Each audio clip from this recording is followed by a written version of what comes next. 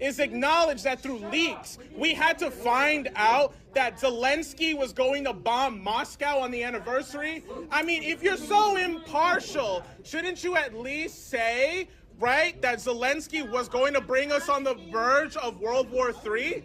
That seems pretty fair. While Julian Assange rots in prison, all of you've got, fat checks because he's in jail for doing your job. And you know what? Tucker Carlson ain't no Seymour Hersh. But he did something you guys are scared to do, speak the truth and actually be critical of the war, which is why he was actually fired from Fox, because you are all cowards, every single one of you. None of you have actually had any relevancy. And you know what? The mainstream press is now dying. Nobody's ever going to listen to you again. You have no credibility with the public. The only people who care about what you have to say are elite assholes who have nothing productive to say anymore, and it's dying off. So will you at least say something, either about Nord Stream or Ukraine or the fact that Zelensky brought us to the verge of World War III, and the only reason we knew about that was through leaks? Go ahead. It's a free speech event, right? You guys are the press. Let's say something here. Mr. Khan, come on. You're the executive editor of the New York Times, I'm just trying to get into some good trouble here, man. Woo, listen, Karen, get out of my face for a second. I got to talk to these gentlemen. Okay. Well, I just want to hear what they have to say. Go ahead. I'm done. Wait your turn. I'm talking to you. Come. Wait your turn. You could project if we can't. I would just say I think it's important to hear everybody's point of view. Yeah. So thank you. All right. I do think that we need to give our moderator a chance to ask other questions. We're on the verge of World War III. Some of the people in the audience also do so. Thank Let's you. go. Really, thank you. Say something about this bombing. We blew up the Nord Stream pipeline. Listen, don't stand there while there are people rotting in prison. Nobody said anything about Uhuru, right? The socialists who are in jail for being critical of this war. God damn it. Let's go. Let's go. At least say something about the people in jail for being critical of this war. They don't deserve to be in prison right now.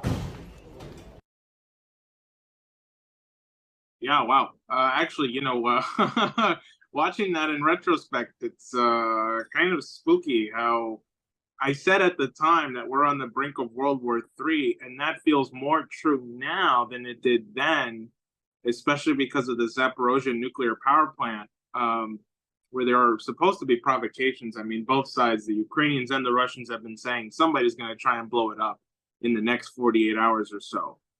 So I pray nothing happens, and I hope that tomorrow, it's still standing from today. I'm supposed to keep going, right, Diane? Like this is my time, right? Or are you going to cut in? I would like to have Kynan and Anastasia each show their videos and then open it up. Oh, okay. Understood. Yes, my bad. I thought I was supposed to go into a spiel, but okay. I will yield my time. Great. Kynan Thistlethwaite, who you saw there. I saw you, Kynan, sitting next to Jose with your little camera running, but I guess we didn't get it from that angle. Yeah. Well, thanks for having me, Diane. I'd like for Jose to play an intervention I did just a little bit before that one, by the way, against Anne Applebaum. And for people who don't know her, and this is actually a good time to be playing it because this is basically some neocon pseudo-scholar, right, who writes for these think tanks like the Atlantic, Washington Post, and so on. But just the day after we had discovered about the revolt that Prigozhin was leading against the Russian military leadership, she had written an article in the Atlantic in which she basically described her enthusiasm about this. She said, even the worst successor imaginable, referring to Prigozhin, even the bloodiest general or most rabid propagandist will immediately be preferable to Putin because he will be weaker than Putin. He will quickly become the focus of an intense power struggle. And then she said, Russia is sliding into what can only be described as a civil war. And then I think the day when she published that, Lukashenko then intervened, and we had this peaceful resolution. So, not a good person. I'm glad I had the opportunity to confront her. But in this particular moment, I'm confronting her regarding a tweet that her husband, Radoslaw Sikorski, had posted on Twitter. And he was a former foreign minister of Poland. And it was the day when we discovered the Nord Stream 2 bombing happened. And he had basically written, "Thank you, USA," with a picture of the blown up pipeline. So I confront her about that. You could just play it now.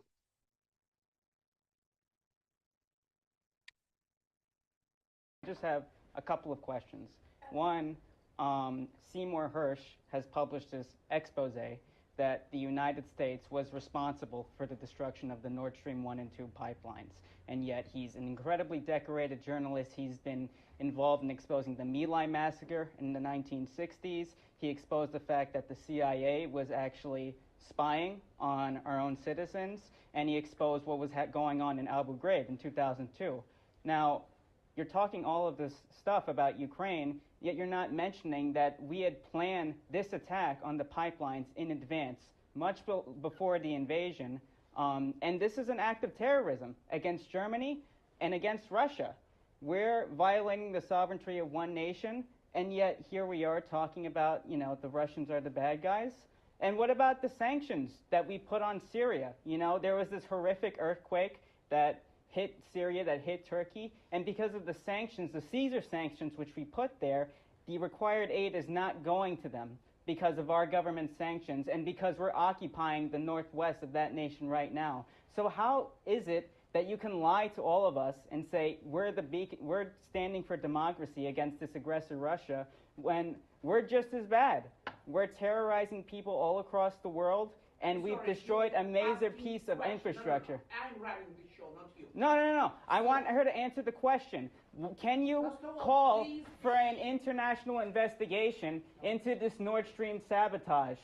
Can you acknowledge the fact that we've been terrorizing nations across the world, and we do not stand for democracy anymore? I want her to answer that.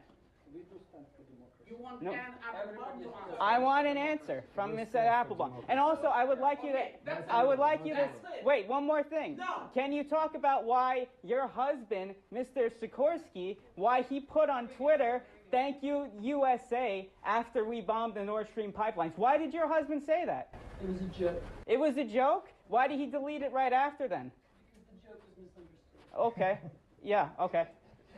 You want to know the truth? So I'm not going to answer that at length. I mean, the Seymour Hersh article has been debunked repeatedly by many people. It's full of holes. How is it full of holes? What are the holes? So I'm not going to go into the details right now. I'm happy to point you to the people who've done it. It's not I haven't followed it in great detail. We can wait for the Swedish and other Baltic examinations. Then why aren't they sharing the information with the international community? They're suppressing that information. You're not going to accept. No, I want her to answer it. We're on the brink of a nuclear war right now because mad people like her are pushing us on the brink of it. I'm sorry, We're sending over $100 billion to Ukraine. Why can't I be concerned about the threat of nuclear war? Well, so you're not going to answer the question? We're on the brink of nuclear war right now. You are going to kill a bunch of people. You are lying to all these people. I have a right to be heard. Thanks.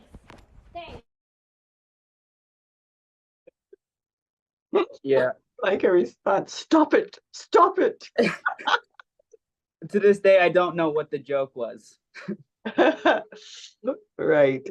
Good. Well, let's go to Anastasia, and then we'll reflect on this and discuss why a lot more young people should be doing these things. Anastasia. Hi. Yeah, just to give people some context of what we did with this intervention.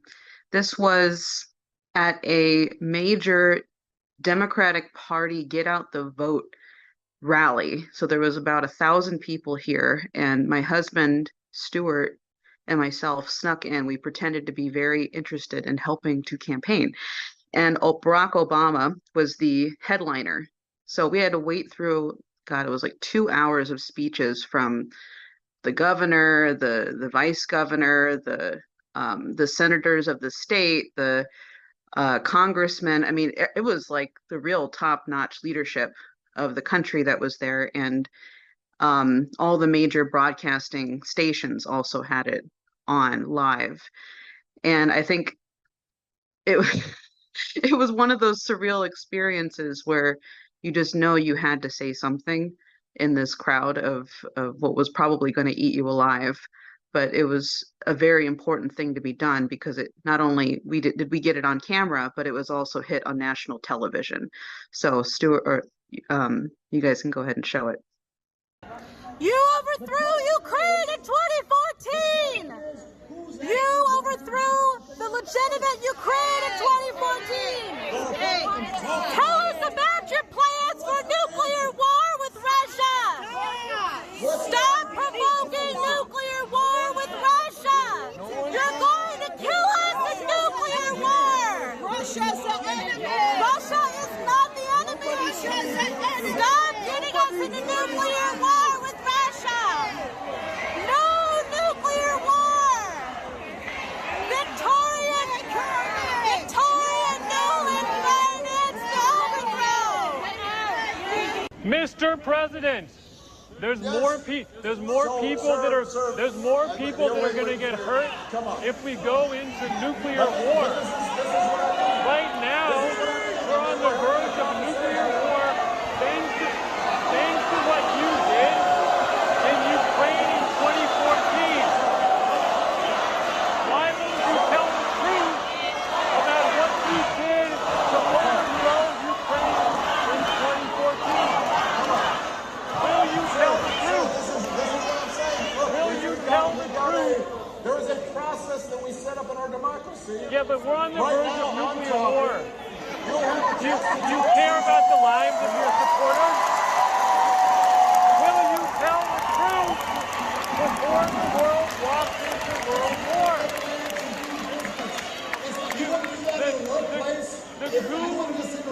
The coup of 2014 is on your doorstep.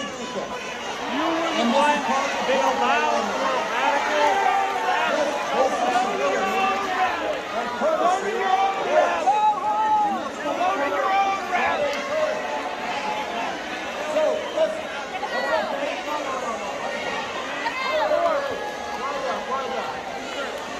Can you respect the lives of your own supporters? Will you tell the truth to us? Or will you give back your peace prize?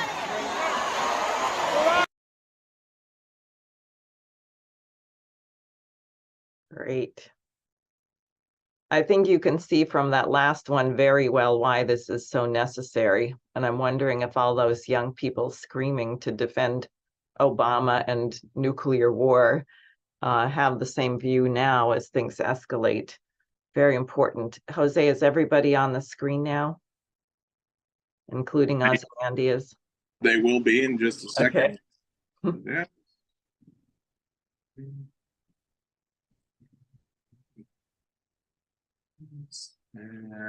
Yes, everyone's on the screen now.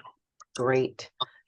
So I would like to just open it up for your thoughts. And it is interesting to get a little time and look back on these things and realize, frankly, how important it was. I would hate for us to all go down into Armageddon and no one had done anything. That would be horrible. But the problem isn't to be on the right side. The problem is to actually succeed. So go ahead, whoever wants to start. You know, I remember when we first did the interventions, we were kind of like shouting and forewarning about the fact that nuclear war is on the way. And, you know, I thought the stakes were pretty high back then. And then the stakes are even higher now. I mean, this whole thing with the nuclear power plant is pretty freaky. I was at a museum with my friend, and him and I got news that Ukrainians were going to blow up part of the power plant within the next 72 hours. And we got we started giving each other our goodbyes, like, hey, if this is it, you know. It was nice hanging out with you while it lasted. And I think it just speaks to the fact that now what we need is we actually need.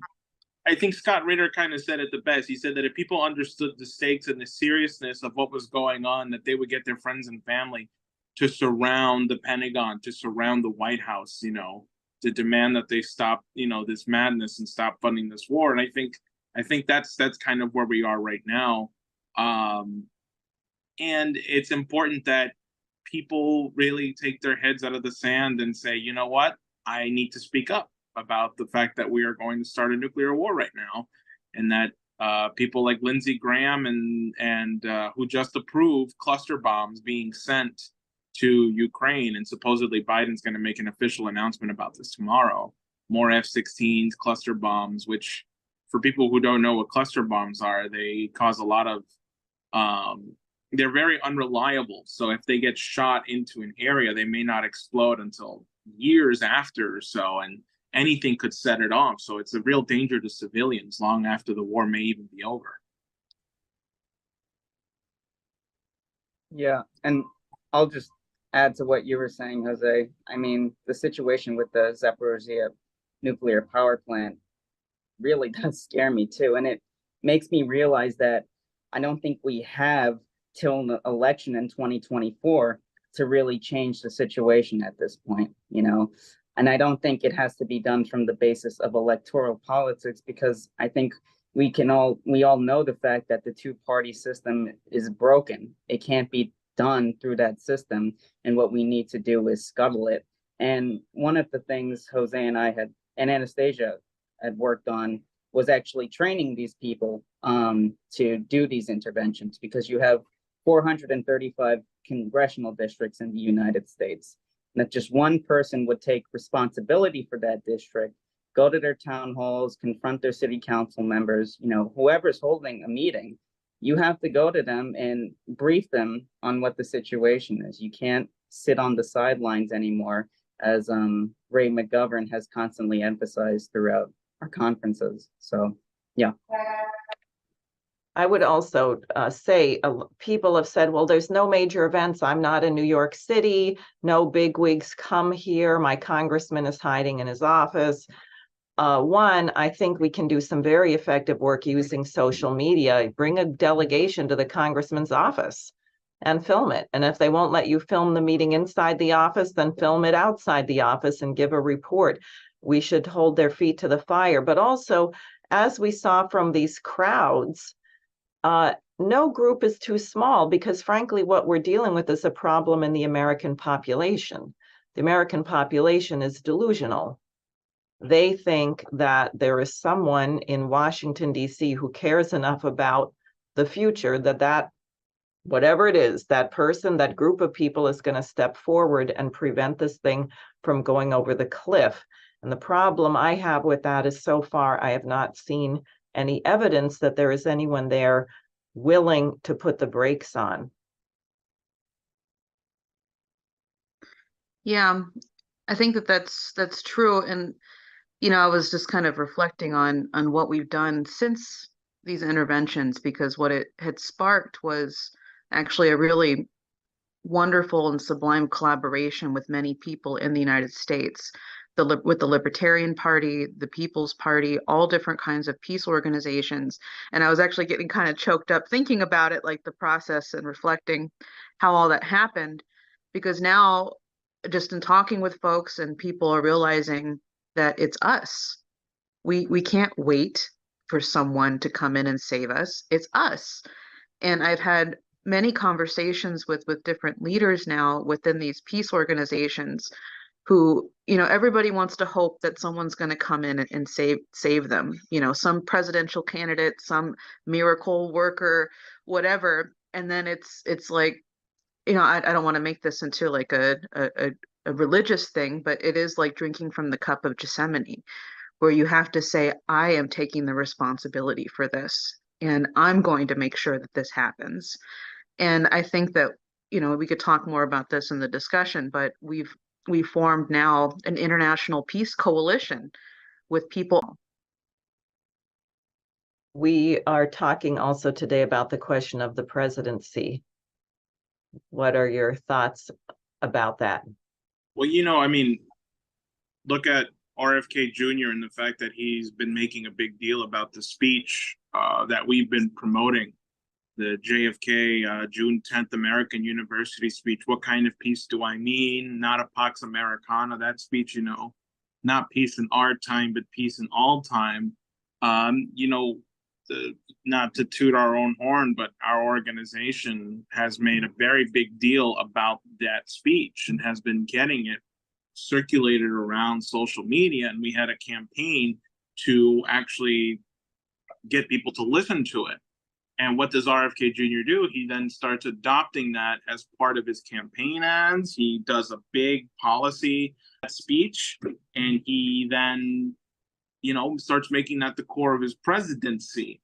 That doesn't mean we're going to endorse him or elect him. It means he's decided to take a leadership role right now, kind of like what you're doing, Diane, where, yes, you are running for Senate, but that doesn't mean people have to wait to vote for you for something to happen.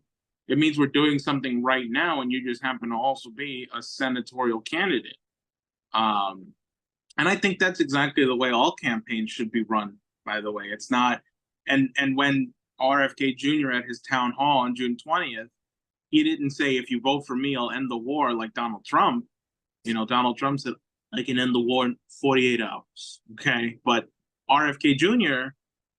said to the present administration, I ask you to adopt the maxims of my uncle to end the war. That's a completely different dynamic and a different geometry right there. He's saying, do something right now. He's not saying, folks, let's just make it to November of 24 and then we can end this war. And Lori Spencer actually brought this up on my show. She said, Donald Trump doesn't have to wait. He could just fly over there right now and meet with both sides and negotiate. He's a former U.S. president. That carries a lot of weight. Why does he have to wait to be president? If he wants to win so bad, why not do that?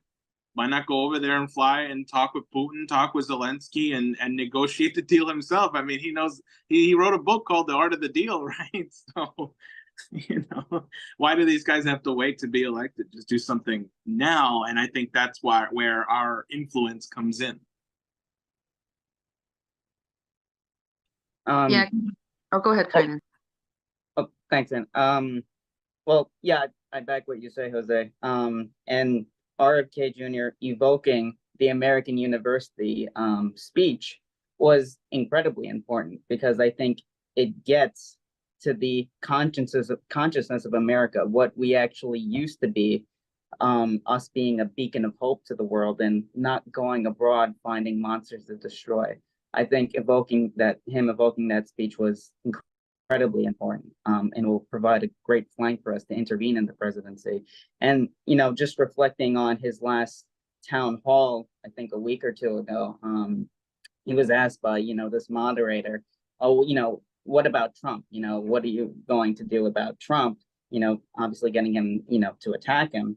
He said, I'm not going to resort to that. I'm not going to resort to any personal attacks. I think we should establish a real dialogue in America instead of resorting to that kind of behavior. And that's important. And I think that's the importance of Trump running as well, because if you establish a dialogue in America between these two anti-establishment voices, both are calling for a peace in Ukraine, that can turn things around. And I think people are really scared about that. But again, it's not about voting for any particular candidate or just waiting for these people to do something, like the miracle worker, like Anastasia said, but we have to intervene in the presidency. The citizenry is what makes the presidency work. And I think back to how Lyndon LaRouche had intervened in 1983 during Reagan's presidency.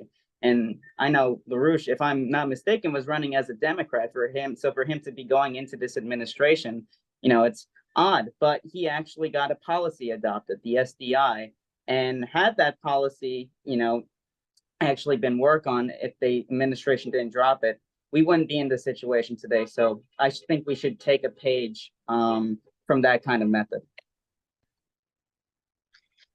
Yeah, I agree. I think that we have to really change the way people think about politics. because they think, well, you have to do X, Y, and Z, and you have to say this one thing so that way that group will like you, and this group will, go along with that if you say it like this, which, I mean, all this stuff is just crap. It's just all crap. And that's the reason why we're in this mess in the first place, that everybody's thinking so practically about how to get ahead, and they're ambitious or whatever. They want to appeal to the people in power, or appeal to the people who they think are in power, which is, all that's radically changing, which is kind of ironic. People are making very big mistakes because of these axioms they have in their head. But I think that what we're doing in forming this dynamic is what's shaping the presidency process in the United States. It's an international process. It's not just in the US.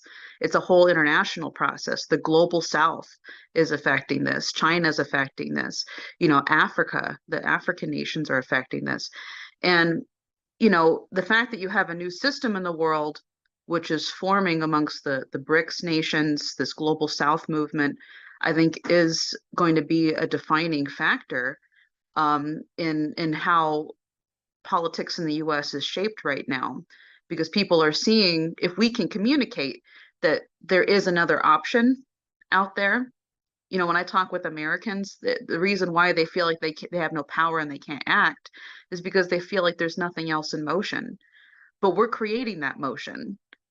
I was thinking about like this August 6th event that we're going to be holding at the UN. We're going to have a big demonstration. It's not just in the US, it'll be international. But we're inviting presidential candidates to speak.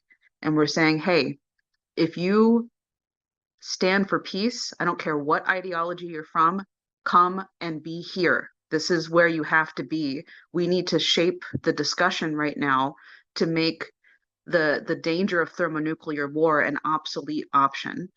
And I think it's I'm getting the sense that there's just there's something that's been under the surface for a while now, and people are ready to take some action, to take more action than they had been. I want to bring up something else, which is not only where a candidate comes into alignment or already is in alignment with the right policy, in this case, ending the proxy war against Russia and Ukraine, but where a candidate has the wrong policy, like Donald Trump's perpetual bashing of China, which he didn't come into office doing, but was swayed maybe for political expediency because he decided to listen to Steve Bannon. It's a mistake. Or Robert Kennedy Jr.'s position about nuclear power, which I heard him speak on, and unfortunately, he sounds very ill-informed about this. So what role would you say has to be played? And finally, I will just say, as a candidate myself, I think it is very wrong of the American electorate to lie back there like a couch potato waiting for their Amazon delivery that they just ordered. What are you going to do for me? And then, in other words, that doesn't work. We're supposed to have a republic where the citizenry has a role to play. Imagine if you went into marriage and you said, well, I'm looking, my spouse, blah, blah, blah, and you have your little checklist. Do you have the right answer on A, B, C, D, E, F, G? Oh, no. Oh, you're wrong on that. Oh, forget it. Can't marry you. Right? Or you get married and you discover, oh my gosh, we have a disagreement. Oh, it's over. No, I mean, I think people actually have become consumers and go into marriages very stupidly like that. So they expect their potential spouse to be perfect, as opposed to realizing this is going to be a huge give and take process. And you might discover that you're even wrong sometimes. But it's the same thing with campaigns. So I would like you to speak to that. What about candidates who are really wrong on something? Should we just toss them aside, or what do we do about it? Well, I'm a big believer that all lawmakers can be compelled to change. Actually, never mind. anybody who's under the age of 50 can be compelled to change in terms of people who've already been. Wait a minute. who's not established is what I mean to say. Like Nancy Pelosi has a long career track record of being in Congress for a very long time, and she's just been swept up by the establishment. But I think people like RFK Jr. have shown a willingness to change when presented with an alternative or with the right information. I'll give you an example. In March, I think, or April, or maybe it was June, it was very recent that RFK Jr. was calling Putin a thug and a warmonger on Twitter. And then one of his supporters responded by saying, I don't think you should be referring to Putin as that because, one, this could be somebody who you will be negotiating with and dealing with seriously. And secondly, I don't want a president who thinks this way of people. Yeah, right. It was the end of April. Excuse me, it was May. May, that's when it was. Because he hadn't talked about the speech yet. And then he responded to that person by saying, I hear you, I understand what you're saying, but don't you think Putin is a war criminal?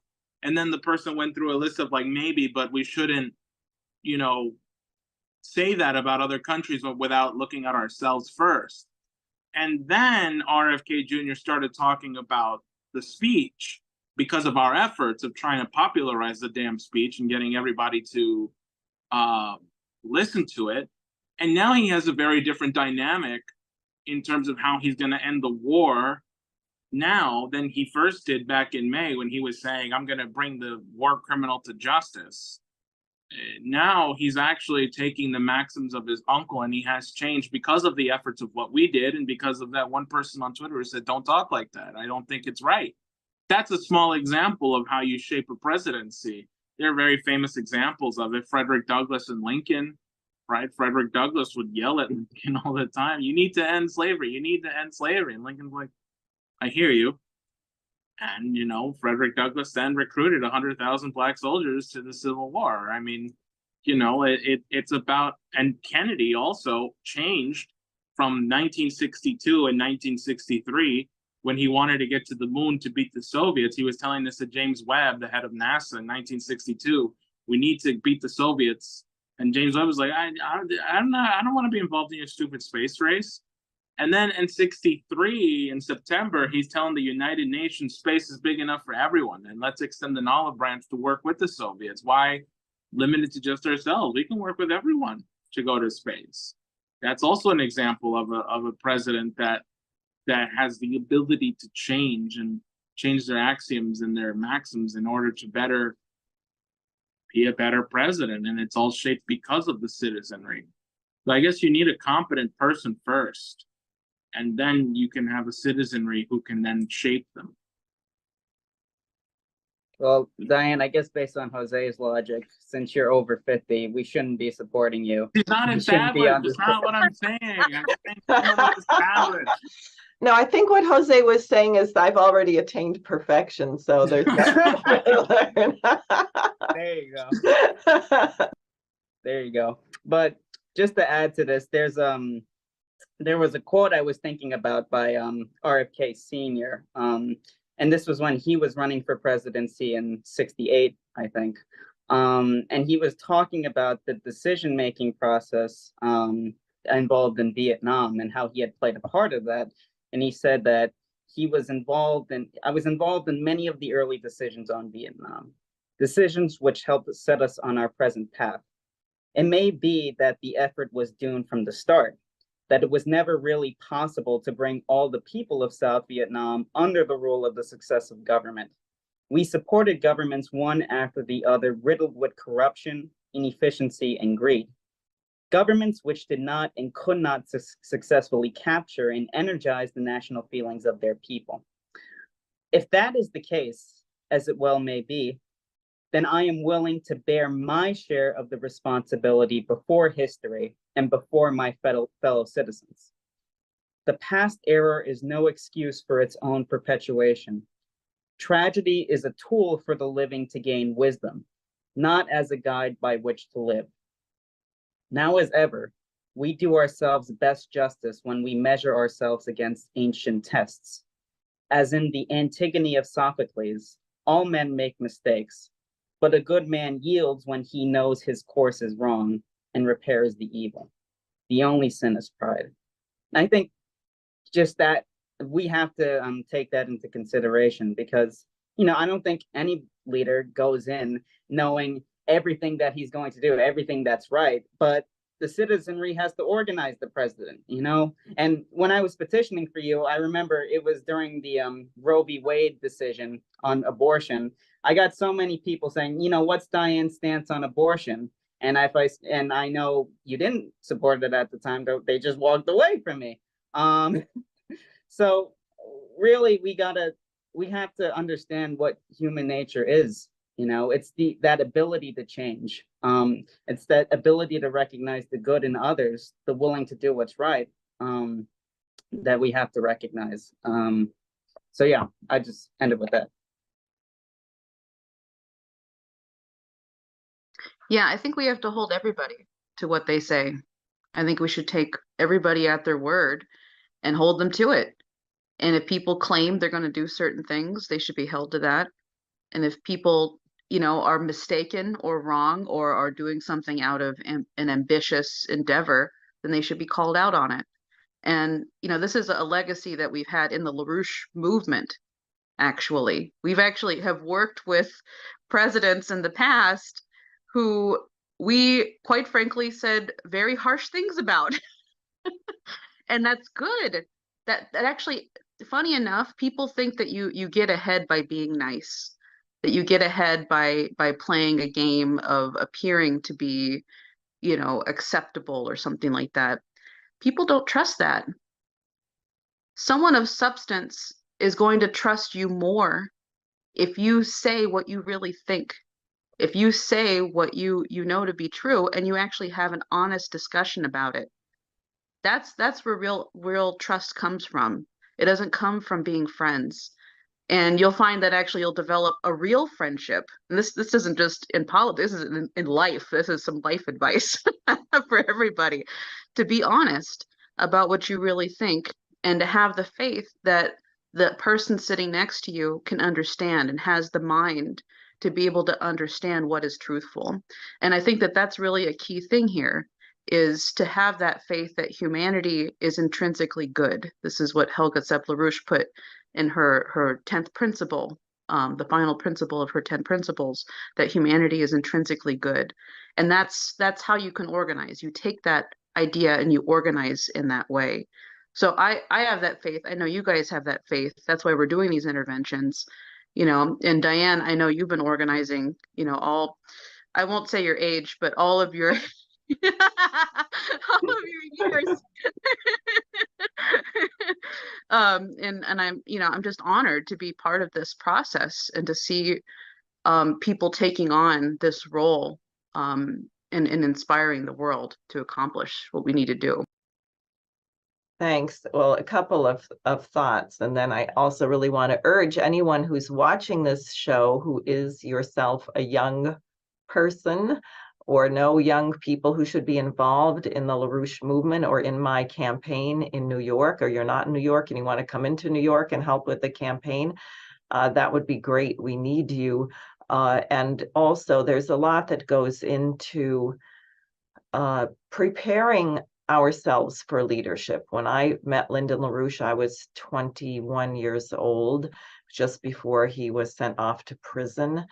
And I wanted to know how his mind became so amazing. And so I started reading voraciously things that I should have learned in school and never did, like Plato's Republic or Cusa on Learned Ignorance, working on various kinds of constructive geometry, all kinds of things that would be part of what people would be doing if we were sane and we had an interest in producing leadership that we're actually qualified to lead, and to adjust, in effect, what any scientist does.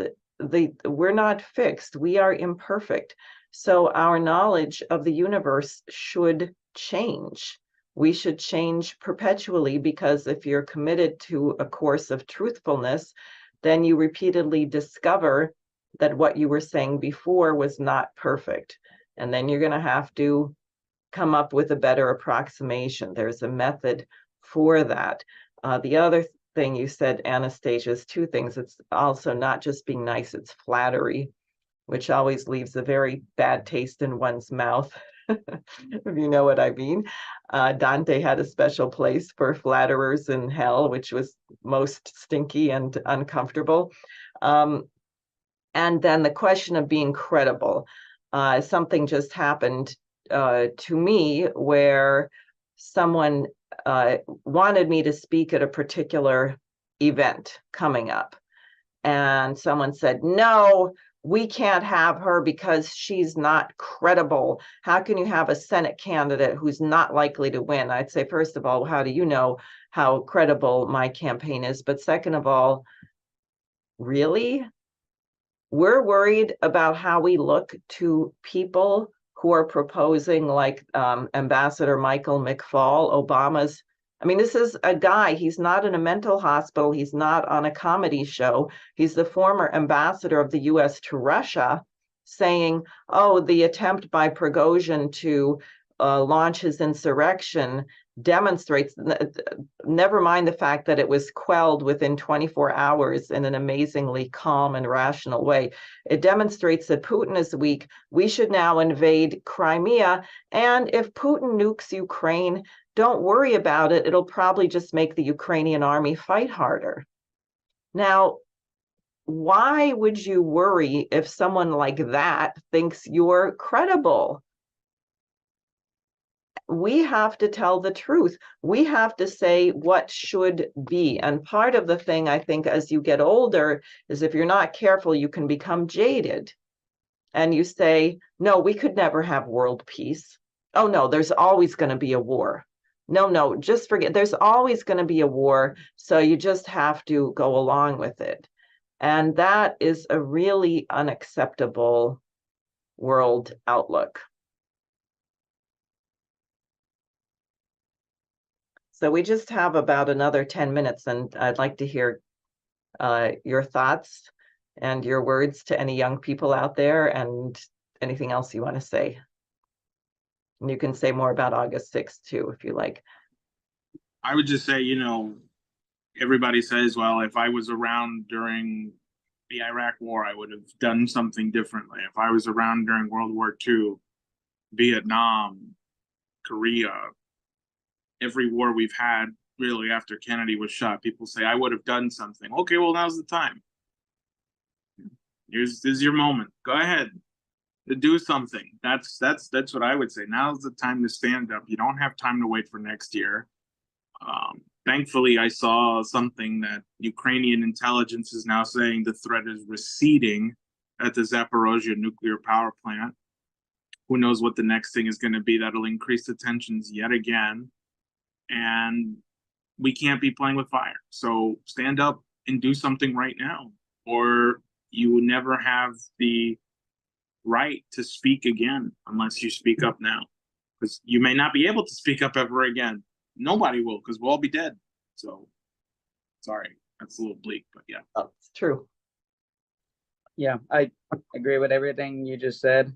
And really, there's no time left. Like, we can't wait till an election. We have to get over our differences, because really the fate of the planet is in our entire hands, and people just need to stop making excuses. I mean, I get it. I know inflation is terrible, food prices are terrible, and people are working more than 2 jobs, but people need to consider the fact that, as Kennedy said, our most common link is that we all inhabit this small planet. We all breathe the same air. We all cherish our children's future, and we are all mortal. So I'll leave with that. I would just say to any young person who's on right now, drop everything that you're doing. This is the most important thing that you're ever going to do in your life. And when I joined as a young organizer when I was 18, and I'll reveal my age, I'm 33, and all of the work that the people all around the world who've been working with us has led to this point where we're on the verge of either winning to create a new paradigm for humanity or losing everything. And what we're going to do on August 6th, this is like the number one thing that you could do to help us organize. Reach out to everyone that you know, your school, your students at your friends, you know, any organization that you're part of. Get them to endorse this August 6th UN event against nuclear war. It's the anniversary of the bombing of Hiroshima. And this is going to be an international demonstration. We've already got stuff moving in London. We've got stuff moving in Germany and Argentina, a bunch of different locations that I can't remember off the top of my head right now. But I want to close it with an idea that actually is what motivated me to drop everything when I was 18 years old. And I was listening to this speech from Martin Luther King. And he had this point where he was talking with the grouping that was with him, and he said, you may go on to live to be 90, but as soon as you gave up that thing you were willing to give your life for, you died then. Reflect on that. Think about that. And I think that that's the spirit that we have to take right now and mobilize ourselves, and you'll be surprised by what you're able to bring out of yourself. Well, thank you all, Jose, Kynan, and Anastasia. My website is sareforsenate.com. Please sign up. Please join us. And as everyone here has stressed, you may or may not have another chance. So sign up now. I'm optimistic. We've got about 85% of the world on our side, but unfortunately, we have some really deranged people running the United States, the UK, and NATO, and they have a lot of big guns. So don't wait for someone else. Thanks. See you all soon.